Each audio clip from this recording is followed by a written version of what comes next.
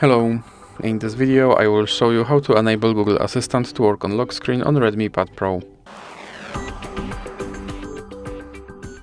So you have to start by opening your Google application, then click on your avatar and go to settings.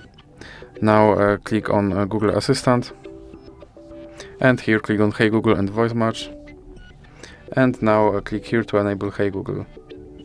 Then click on more and I agree, then click next,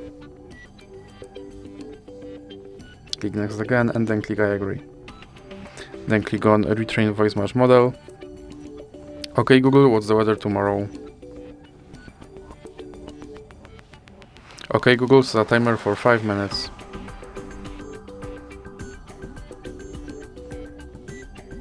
Hey Google, make a call.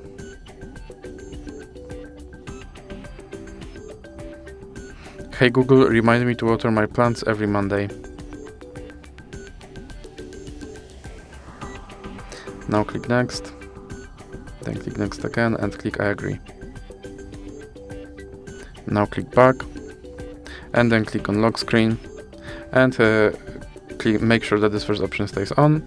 And now let's check if my Google Assistant will work on lock screen. Okay Google.